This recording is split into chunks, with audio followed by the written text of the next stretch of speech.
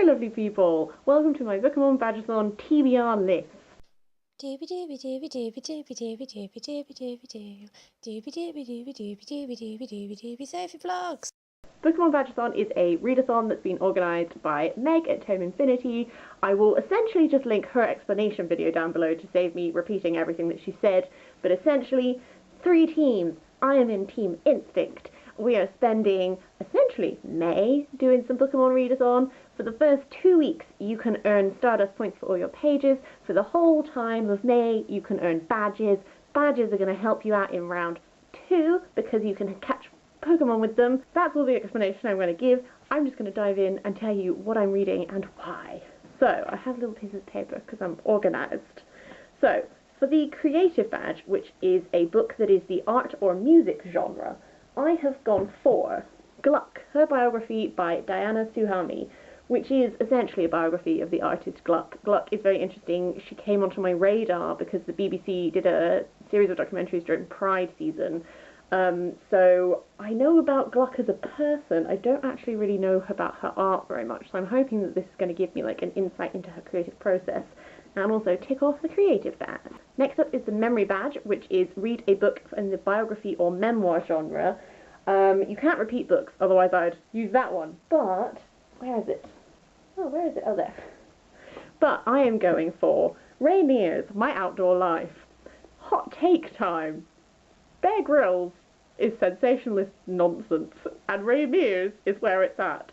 Don't at me, it's just how I feel. Essentially, Bear Grylls makes very sensationalist TV, and I get that that's why people enjoy watching it, but Mears just does lovely TV programs where it's like, here we are, I'm in the Amazonian rainforest, I'm talking to indigenous peoples about how they don't really remember how to make fire anymore, let's share fire making tips. Or he's like, I've just hand-built a canoe and now I'm going down a Canadian river or something, and he's just lovely. So I'm going to read his autobiography and find out about his life. Next up is the exemplary badge, which is read a classic. I have 2 options for this. If you have an opinion over which one I should pick, let me know in the comments because I haven't really decided. My options are Mrs. Dalloway by Virginia Woolf. I only really know that this was talked about in Lauren Elkin's Flaneuse, which was a really interesting book about women walking in cities, and she uses Mrs. Dalloway as an example. So I have a number of Virginia Woolfs on my to-read pile. I struggle sometimes to connect with her work. Orlando is my favourite of hers, and Orlando is like abnormal for her style. So I'm trying to like see if I could get into her other writings a bit more than I do. And this is quite a little one to like get me there. So that's why this one is in the running. But also, I also have The Grapes of Wrath by John Steinbeck. All I really know is that it's like set during the Depression, and it's like a real, it's very much focused on like human experience during that time and stuff. So I think that this one is not necessarily going to be the cheeriest, easiest of reads, but it is one that has been on my radar for a while, and I did really enjoy, what's the other John Steinbeck? Of Mice and Men. I enjoyed that when I studied it at school, so I've always meant to check this out. So I think it's probably going to depend on what I'm feeling at the time if I get to this, because I've got quite an ambitious TBR, so I might not get to all of these, but I'll try. After that is the pictorial badge, which is read a comic or a graphic novel. I've gone for, this is going to appear in a haul that I will be posting soon because I have posted these in the wrong order, but what can you do? The Adventures of Luther Arkwright by Bryan Talbot. This my dad bought for me because he read it when he was younger and absolutely loved it, and then he saw it in a charity shop and just got really overexcited and bought it for me because he was like, Sophie needs to read this, which was adorable. My only knowledge about this is that like there are multiple dimensions. Luther Arkwright travels between them and is essentially trying to stop some sort of bad organisation getting their hands on something which would be cataclysmic if they had it. That's about the extent of my knowledge, but I'm into this sort of like multiverse defender of like reality type thing, so we'll see what it's actually like. The next badge is the Amore badge, which is read a romance book. I don't actually read a lot of romance books, but luckily another book which will appear in my haul next week that I picked up recently is Crazy Rich Asians by Kevin Kwan. I know that this has a romance plot in it because I saw the trailer for the film, and all I know is that the main woman who is engaged to the guy, I think they're engaged, the they go and they spend time with his family and then discovers that they're immensely wealthy, and that's about all I know. But I know that there is romance in this, and I know that there's been a lot of hype about this, so I'm excited to actually consume it and see what I think, and then watch the film, because I'm terrible at seeing things in the cinema when they come out. Next up is Chiller, which is a suspense, thriller, or mystery book. I've gone for one which I'm really going on the mystery side rather than like the thriller side, because I've gone for Potkin and Stubbs by Sophie Green, which is like a middle grade detective novel, and it has the most adorable illustrations, and I think they're absolutely adorable. But essentially, Lil Potkin is a wannabe reporter, and so she's trying to like get the big scoop on this guy who like, she's waiting at a bus stop and he's like, I've got a story for you, and then it's just like a little middle grade mystery book. So I just think this is really cute, and I'm really excited to read this one. After that is The Fantastical Badge, which is to read a fantasy book. I sort of have two options for this. I recently picked up from my library Queen of Shadows by Sarah J. Maas, because I've had mixed feelings about the Throne of Maas series. I always like about half of the book, and it's usually the latter half. I spend like the first half being like, I'm not disliking this, but it's a bit, And then she like comes in at the end and she throws some stuff at me, and I'm just like, what just happened? I need to keep reading. So this is the fourth book in the series. This is potentially like a make or break for me. Like, if I feel the same way about this book, will I continue with the rest? I don't know, we'll see. But the reason I say this is because as of filming, I'm about to go on a long train journey tomorrow, and this is going to be my train book, so I might finish this before this video gets posted. And if that's the case, then my fantasy book is actually going to be Shadow and Bone by Leigh Bardugo, because everyone talks about Leigh Bardugo all the time. I know that the Grishaverse just got picked up for like a Netflix thing, and I'm like, if I'm going to read it, really read it before the TV show comes out, and then everything will be spoiled for me. So I don't really know much about this. I know that it is like Russian folktale inspired. That could be wrong. There's like a Russian element going on. That's about all I know, to be honest. But can I just dive in? You see what I think, really.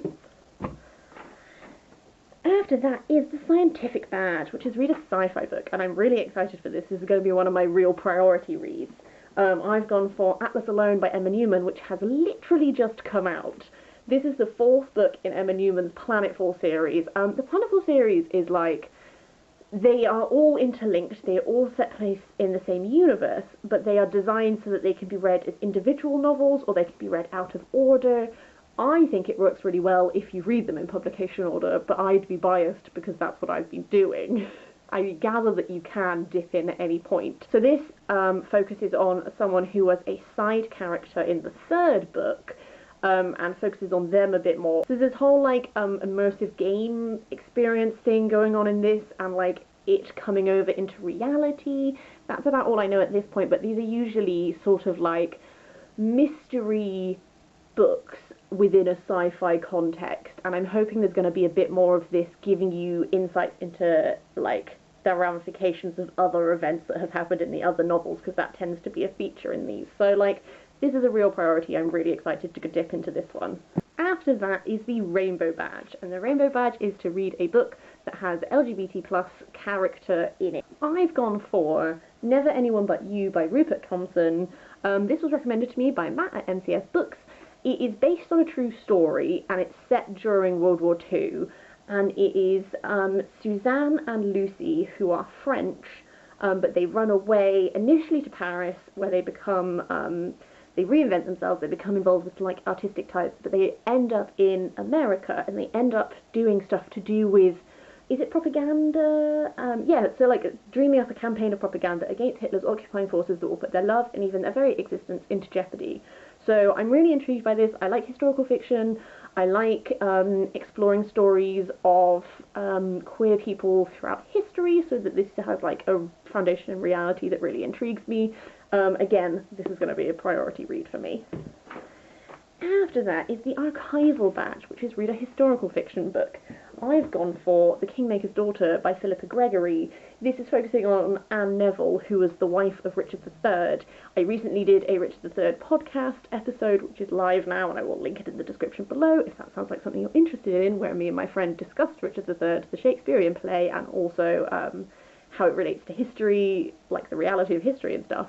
And then this book came into my life afterwards, which has then made me really intrigued to read a book from Anne Neville's point of view. So I'm quite excited to check this one out. And also, I haven't read any Philippa Gregory in a while, and I usually really like her historical fiction. It's quite fun. Hated her books that were set in the 1920s, but this isn't, so that's good. I'm going to briefly, I just wrote them all down in the order that they appeared in Meg's video. I will briefly mention that the Panic Badge, which is read a horror book, I'm not doing, because I don't read any horror, so I don't own any horror, so I'm just going to skip that badge. And I'm going to skip the Jester Badge, because that's read a comedy book, and I also couldn't really find any comedy books on my shelf. If something, like, if I go through my to-read pile again, and I find something that's comedic, I'll try and fit it in, but I've sort of just accepted that that's not what I'm going to be doing. The next one is the Know-It-All Badge, which is read a non-fiction book, and I think that's going to be the book that I am currently reading, because I don't think I'm going to finish it in time. This is The Enchanted Glass, Britain and Its Monarchy by Tom Nairn, which is a critical look at Britain's monarchy and about lots of things associated therewith. I'll go into a bit more detail on it in my wrap-up rather than now, but it is proving to be really interesting. It's one that I'm taking my time with and sort of trying to, like, assimilate the information as it goes through, so I think it's probably not going to be finished by the time I start the readathon, so I'm going to try and finish it as part of the readathon. If I do finish that before I start, I'm going to go for Oak by John Lewis Stemple, which is all about the life cycle of an oak, but I don't think that will be happening. The penultimate badge is the Prose Badge, which is read poetry or a play. I'm going for poetry, and I'm going for And Still I Ride by Maya Angelou. I love Maya Angelou. I've been really enjoying reading her autobiographies. I haven't read any poetry. I know her And Still I Ride poem, but I don't actually know any of the rest of her poetry, so I'm really excited to just dip into this. She's just one of those authors who, like, every time I read her writing, it's absolutely gorgeous, so I'm excited to explore, like, a slightly different side of her creative process, so that'll be fun. And finally, the Diversity Badge is read a book with the whether either the main character or the author is a person of colour. I've gone for Spiderwoman's Granddaughters, Traditional Tales in Contemporary Writing by Native American Women, edited and introduced by Paula Gunn Allen. This is a collection of short stories by a variety of Native American women.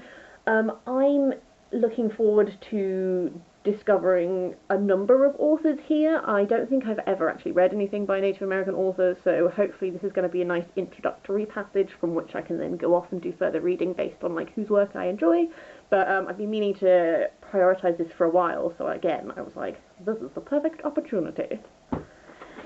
That is everything. I've essentially set myself a really ambitious TBR, and I'm going to see how much of it I'm able to actually achieve, but I'm really excited to dive in. I'm really excited about the concept of this. I had a few genres which I wanted to prioritise based on the Pokemon types linked to them that I'm just going to briefly mention. Essentially, I really like oddish, so I really want to prioritise the Chiller Badge, because that relates to Poison-type Pokemon.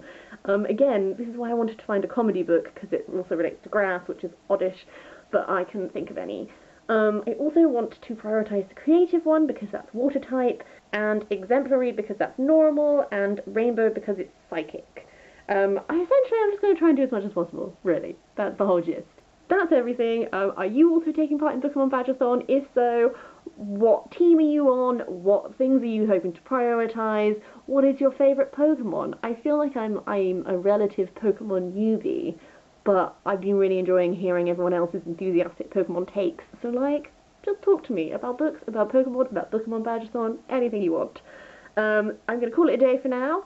I hope you're having a really lovely week, and I will see you next time for something different. Sorry, I nearly... It's like I'm aware that you're here, and then I'm also trying to do too many things, and it's not working. I mean...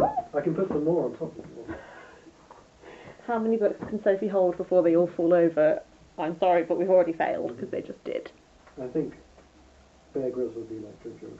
Bear Grylls would be, and I'm literally quoting from an episode I saw, here's an esophagus covered in maggots, eat it, drink your own piss, and then scale a cliff face. I don't have time for that, I'll die.